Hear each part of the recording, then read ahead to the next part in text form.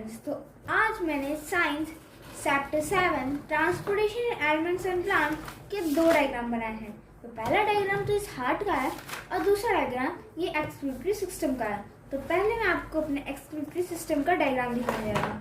तो मेरा डायग्राम देखने के लिए तैयार हो जाइए फ्रेंड्स। तो ये है मेरा एक्सक्रीटरी सिस्टम का diagram.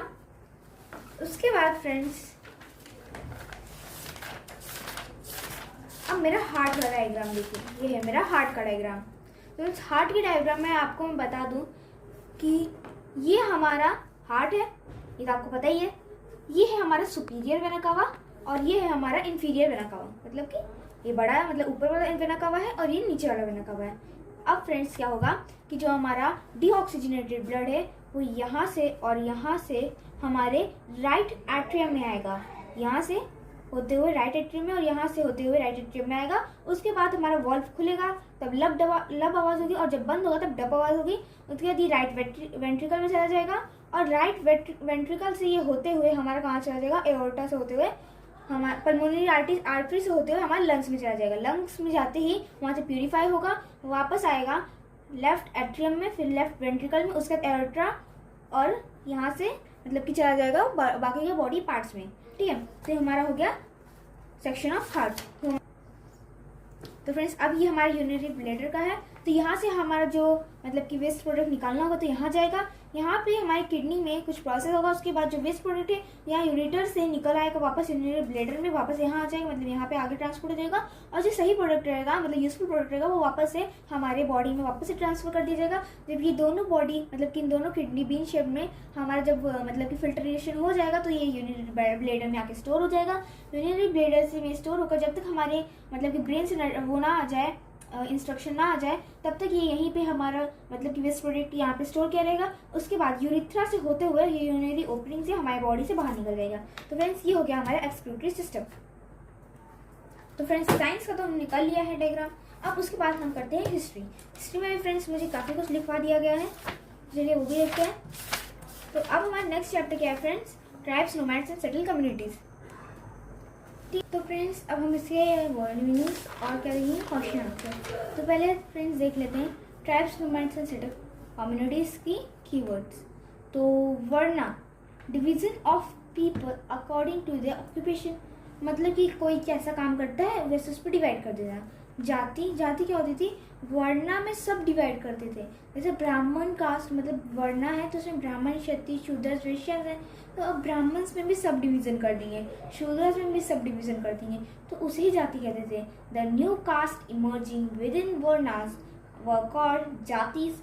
It refers to variety of smaller caste, subdivision of caste. Tanda, tanda क्या होते थे फ्रेंड्स, मतलब कि जो बंजारास थे, नोमैडिक पीपल थे, उनके जो कारावैन थे उन्हें टांडा कहते थे। The caravan of nomadic traders is known as tanda, मतलब बंजारास के, मतलब यहाँ पे स्पेशली बंजारास कहा गया था पर हमने नोमैडिक लिखा है।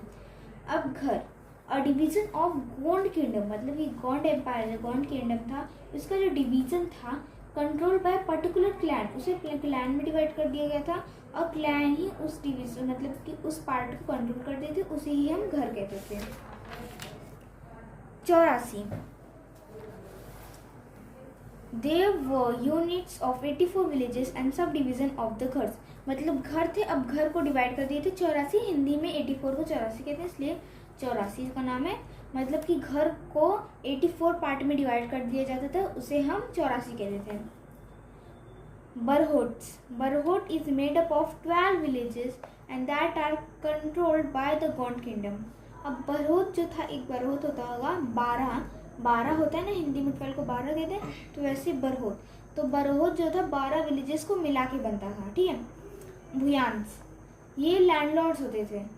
अब page, these were the labours, ये लैंडलॉर्ड होते थे और ये लेबर्स होते थे। ये अहोम के अंडर में काम करने वाले लैंडलॉर्ड्स होते थे और ये अहोम के अंडर काम करने वाले, फोर्स्ड काम करने वाले क्या होते थे, लेबर्स होते थे। खेल, Ahom society was divided into smaller clans. अब क्लैंस हमने कहाँ पढ़ा, क्लैंस अभी हमने नहीं पढ़ा, तो क्लैन पहले हम इसकी क्लैन की डेफिनेशन पढ़ लेते फ्रेंड्स। एक मतलब कि को जैसा होता है। तो खेल, Ahom society was divided into smaller clans called खेल। और खेल कंट्रोल्ड बाय सेवरल विलेज। ठीक है, तो खेल क्या होता था, क्लैंस का सब डिवीजन होता था। क्लैंस क्या होता था फ्रेंड्स की सीरीज ऑफ फैमिली होता था। ठीक है, वही होता था, सीरीज ऑफ फैमिली होता था, मतलब सेम एंसेस्टर का है, मतलब उसके परदादा के बेटे हैं, उसके परदादा के बेटे हैं ना, तो ऐसा ही मतलब कि वो होता है, सीरीज बनती जाती है। तो अहोम सोसाइटी जो थी वो स्मॉलर क्लैंस में डिवाइडेड थी, जिसे खेल कहते थे। वो खेल जो थी वो सेवरल विलेजेस को कंट्रोल करती थी।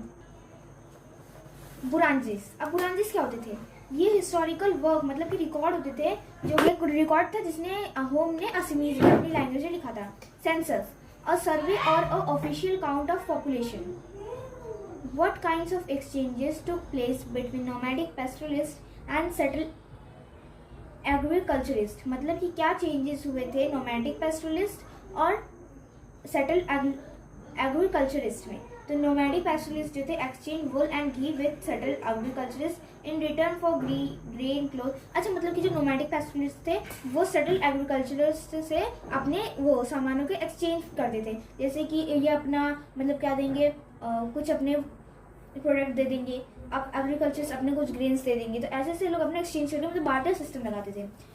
How was the administration of Ahom state organise, अब अहोम स्टेट का ऑर्गेनाइजेशन कैसे एडमिनिस्ट्रेशन होता था, मतलब कैसे इसको संभाला जाता था।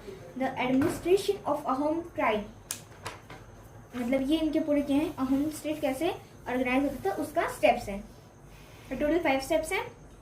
तो पहले कि वो फर्स्ट हाफ 11th सेंचुरी में थे। अहोम जो थे स्टेट डिपेंड अपॉन फोर्स, वो लोग फोर्स लेबर्स पर डिपेंड रहते थे। हमने यहाँ क्या पढ़ा था, पेग क्या होता है, फोर्स लेबर, तो वही लिखा है state depend upon force labour to work from the state work और पेग्स, मतलब पेग्स पर डिपेंड रहते थे, तो डायरेक्ट हम लोग ये लिख सकते हैं। और almost all adult men serve in the army during war and the other times.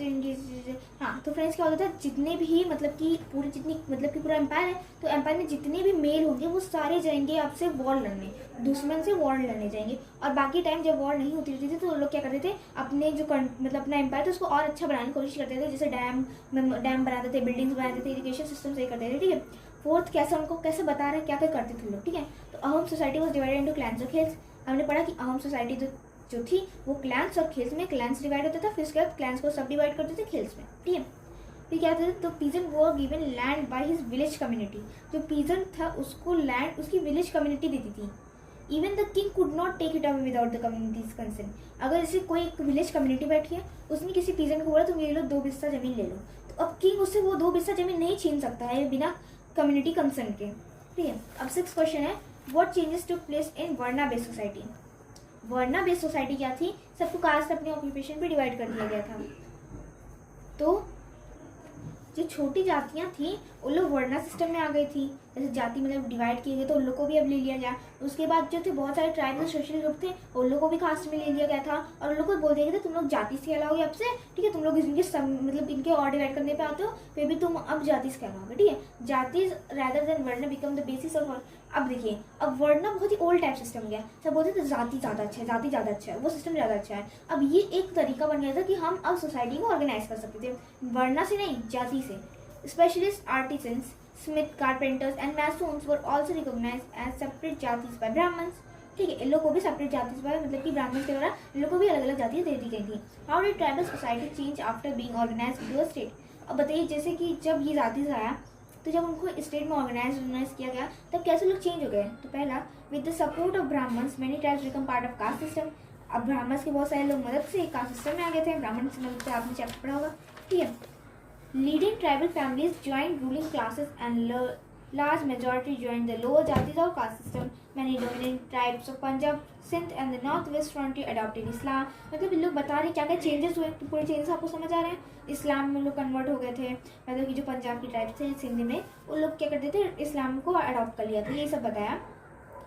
देखिए लोग रूलिंग क्लासेस, यही सब अगर आपको नहीं समझ आए तो ये सब रूलिंग क्लासेस में आ जाते थे। ठीक है, Some become politically powerful and conflict with large and more complex। अच्छा, जो लोग अमीर होते, थोड़ा अमीर होते तो लोग मतलब कि पॉलिटिकली पावरफुल हो जाते थे, वो लोग लार्जर कास्ट सिस्टम से फाइट करते थे। ठीक है, were the Banjaras important for economic, क्या बंजारास का कोई रोल था हमारी इकोनॉमिक में। Yes, the Banjaras were important for economic. They were the most important nomads trader, मतलब बहुत ही ज़्यादा इंपॉर्टेंट नोमैड्स ट्रेडर थे। नोमैड्स मतलब लोग एक जगह से दूसरी जगह घूमते थे। दे वो use to transport grain the city. अच्छा, उन लोग को किसी ने बहुत अच्छे से यूज़ किया था, कौन था वो, मुझे कमेंट में बताइएगा कि कौन था जिसने बंजारस का बहुत अच्छे से यूज़ किया था उन लोगों को ग्रेन्स पहुँचाने के लिए, ठीक है।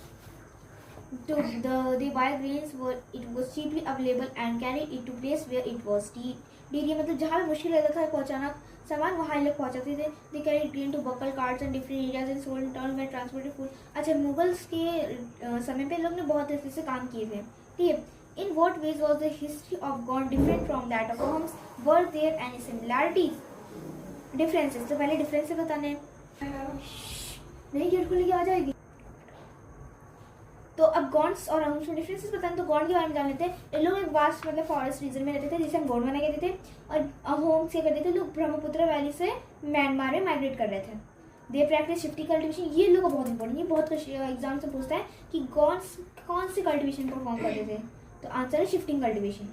अहोम्स दे वर engage in different activities like building dams, irrigation and other work. और लोग बहुत सारे अदर वर्क में क्या करते थे, इंगेज रहते थे। और जब कोई अटैक होता था तो सारे मैंस जो पूरे मतलब कि उस एरिया के जितने मैन थे सब लोग जाते थे फाइट करने, कोई आर्मी डिसाइड नहीं रहती थी। They were completely annexed by the Mughal empire, they got defeated by the Mughal but control could not last long. अब इनकी सिमिलैरिटीज देख लेते हैं। In both the administration was centralized, both were smaller tribes who grew annex neighbouring societies and got power. दोनों ही छोटे छोटे tribe से ग्रो हुए थे और बाद में बाकी सारी जगहों पर उन्होंने अपना कब्जा जमाया। Both the societies were divided into clan, clans, खेल और जाति। सभी मतलब कि दोनों ही जो थे सोसाइटीज उन लोग किसी ना किसी में डिवाइडेड थे, जैसे क्लैंस, खेल, तो जाति में डिवाइड हुए थे लोग। तो फ्रेंड्स यहाँ पे हमारा हिस्ट्री का क्वेश्चन आंसर खत्म होता है। अगर आपको इसको अलग से चाहिए, अच्छे से चाहिए, तो आप मुझे कमेंट में बता सकते हैं, मैं इसका अलग से दे दूंगा। तो फ्रेंड्स यहीं पे हम अपना आज का ब्लॉग खत्म करते हैं। Thank you.